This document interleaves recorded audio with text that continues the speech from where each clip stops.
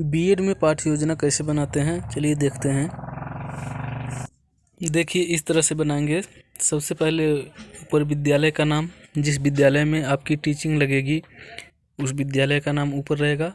इसके बाद नीचे छात्राध्यापक या छात्राध्यापिका जो भी हैं, जैसे आप लड़के हैं तो छात्राध्यापक लिखेंगे, अगर कोई लड़की है तो छात्राध्यापिका यहाँ लिखा जाएगा और यहाँ अपना नाम लिखेंगे। इसके बाद दिनांक लिखेंगे इस तरह से, कक्षा, विषय, उप विषय, कालांश, अवधि। दिनांक में जिस तारीख को आप पढ़ाने जाएंगे वो दिनांक यहाँ डालेंगे, और कक्षा किस क्लास को पढ़ाने जा रहे हैं यहाँ लिखेंगे उसको। विषय जैसे हिंदी है तो हिंदी लिख लेते हैं। उप विषय में व्याकरण जैसे हम पढ़ाने जा रहे हैं तो व्याकरण यहाँ लिख लेंगे उप विषय में। और कालांश में जो भी पीरियड आपका है वो इसमें लिखेंगे, जैसे पहला है तो पहला लिखेंगे, दूसरा है तो दूसरा, जो भी है कालांश में लिखेंगे। और अवधि 40 मिनट या जितने समय की आपकी रहेगी उस वहाँ बताया जाएगा, 35 से 40 मिनट जितना रहेगा तो इसमें लिखेंगे। तो जैसे हम 40 मिनट लिखेंगे, हम 40 मिनट लिखे हैं क्योंकि हमारा 40 मिनट का है। इसके बाद प्रकरण हम इसमें मात्राओं की गणना करना सिखाएंगे, तो प्रकरण में पहले ये नहीं लिखेंगे कि मात्राओं की गणना, ये नहीं लिखेंगे, ये बच्चों से निकलवाया जाता है। मतलब ऐसा प्रश्न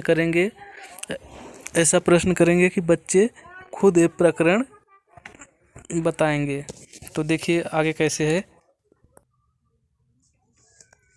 तो देखिए प्रकरण मात्राओं की गणना करना हम सिखाएंगे। लघु और गुरु को कैसे, मतलब एक मात्रा और दो मात्रा कैसे गिना जाता है उसको हम इसमें बताए हैं, तो हम यहाँ लिखे हैं मात्राओं की गणना।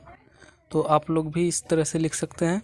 और सामान्य उद्देश्य हेडिंग डालेंगे, तो सामान्य उद्देश्य में लिखेंगे, मतलब सामान्य उद्देश्य इसका पढ़ाने का क्या है वो इसमें लिखा जाएगा। जैसे विद्यार्थियों को वर्णों के संबंध में ज्ञान कराना, दूसरा हो जाएगा। दूसरा लिख सकते हैं विद्यार्थियों को हिंदी में मात्राओं के संबंध में ज्ञान कराना। और तीसरा देखिए तीसरा क्या है, हिंदी में मात्राओं की गणना कैसे करते हैं उसके संबंध में जानकारी प्रदान करना। तो आगे चलते हैं। अब नीचे एक हेडिंग डालेंगे विशिष्ट उद्देश्य में क्या लिखेंगे, मतलब ये पढ़ाने से क्या असर पड़ेगा, मतलब क्या लाभ होगा इसको पढ़ाने से, मतलब इसका उद्देश्य क्या होगा, तो इसमें लिखेंगे। देखिए क्या लिखेंगे, विद्यार्थी सभी वर्णों को भली भांति जान सकेंगे। दूसरा हो जाएगा विद्यार्थी सरलता से मात्राओं की गणना कर सकेंगे। तीसरा पॉइंट हो जाएगा विद्यार्थी हिंदी व्याकरण संबंधी नियमों को सरलता से समझ सकेंगे। इसी तरह से 3-4 पॉइंट लिख सकते हैं, 5-6 पॉइंट, चाहे जितना लिख सकते हैं, मैक्सिमम 6-7 पॉइंट लिख सकते हैं, कम से कम 3 पॉइंट रहना चाहिए। तो ये हो गया। तो इसके आगे चलते हैं। इसके बाद देखिए लिखेंगे सहायक सामग्री। आप शिक्षण सहायक सामग्री भी लिख सकते हैं, चाहे सहायक सामग्री लिखें, दोनों का मतलब एक ही है। तो सहायक सामग्री में वही लिखा जाएगा, मतलब जो पढ़ाते समय जिस सामग्री का उपयोग करेंगे वही इसमें लिखा जाता है। तो इसमें चाक, डस्टर, श्यामपट्ट और भी जो भी आप लोग लपेट, श्यामपट्ट अगर यूज कर रहे हैं तो उसको भी लिख सकते हैं। मतलब जो भी आप प्रयोग करेंगे पढ़ाते वक्त वो इसमें लिखा जाएगा, ठीक है। इसके बाद एक हेडिंग फिर डालेंगे नीचे पूर्व ज्ञान में क्या लिखा जाएगा, इसमें लिखते हैं कि विद्यार्थी मात्राओं के बारे में सामान्य जानकारी रखते हैं, इतना लिखा जाएगा, ठीक है। इसके बाद फिर हेडिंग डालेंगे प्रस्तावना प्रश्न मुख्य होता है, यहीं से मुख्य होता है, मतलब इसी से प्रकरण निकलता है। तो इसमें प्रश्न किया जाता है बच्चों से और बच्चे जवाब देते हैं। तो एक तरफ लिखेंगे छात्राध्यापक कथन, और अगर बालिकाएं होंगी मतलब लड़कियों के लिए होगा छात्राध्यापिका कथन, यहाँ लिखेंगी। और एक तरफ लिख देंगे विद्यार्थी कथन या छात्र छात्रा क्रिया, ठीक है। एक तरफ लिखेंगे छात्र अध्यापक कथन, एक तरफ विद्यार्थी क्रिया। तो छात्र अध्यापक कथन जहाँ लिखा है उसमें लिखेंगे हिंदी में वर्णों को बताइए। सॉरी, स्वर्णों नहीं, वर्ण है। हिंदी में स्वर वर्णों को बताइए। तो इसमें मतलब विद्यार्थी प्रश्न पूछ रहा है, किससे? विद्यार्थियों से। तो हिंदी में स्वर वर्णों को बताइए। तो विद्यार्थी जवाब देंगे अ आ इ उ री ए ऐ ओ औ। तो ये विद्यार्थी क्रिया में इसको लिखेंगे। इसके बाद फिर आ जाइए दूसरा छात्र अध्यापक कथन फिर है अंग तथा अह वर्ण को क्या कहते हैं? तो बच्चे जवाब देंगे अयोगवाह, अनुस्वार, विसर्ग। ठीक है। दूसरा क्या है? अंग तथा अह वर्ण को क्या कहते हैं? तो बच्चे अयोगवाह बताएंगे। तीसरा प्रश्न फिर करेंगे वर्णों की मात्राओं को क्या कहा जाता है? वर्णों की मात्राओं को क्या कहा जाता है? तो ये समस्यात्मक प्रश्न है।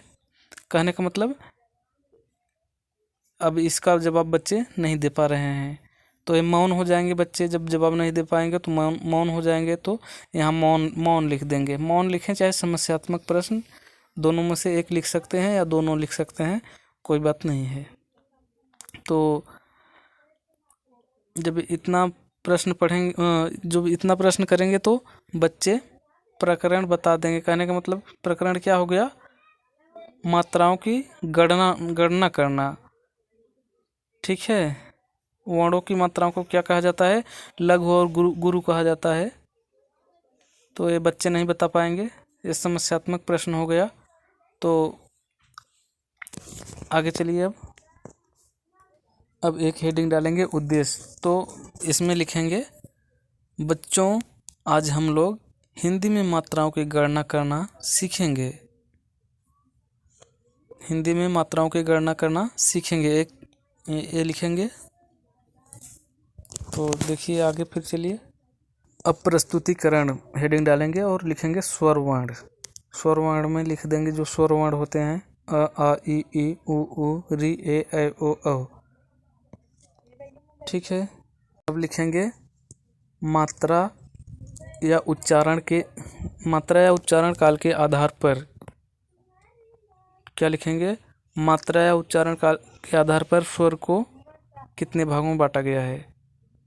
तो स्वर को मात्रा या उच्चारण काल के आधार पर 3 भागों में बांटा गया है। तो लिखेंगे स्वर और उसके 3 भाग कर देंगे ह्रस्व स्वर, दीर्घ स्वर, प्लुत स्वर। ह्रस्व, दीर्घ, प्लुत।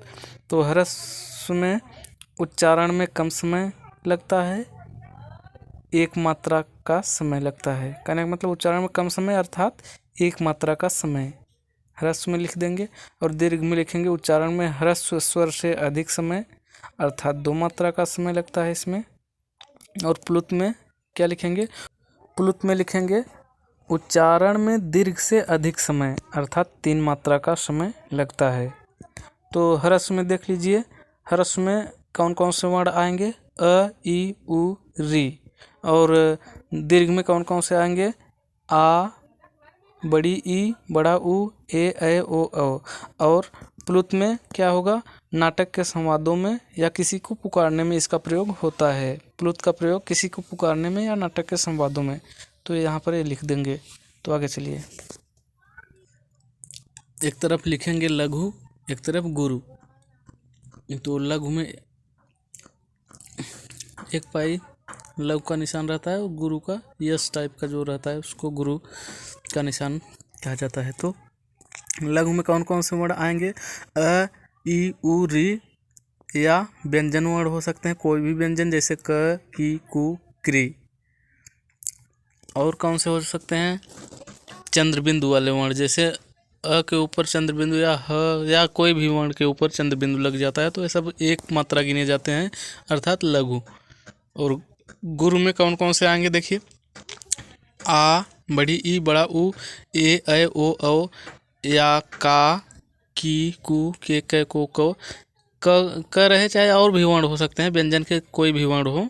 ये भी ए मात्रा अगर है, ये सब मात्रा बड़ी मात्रा है तो 2 मात्रा गिने जाएंगे।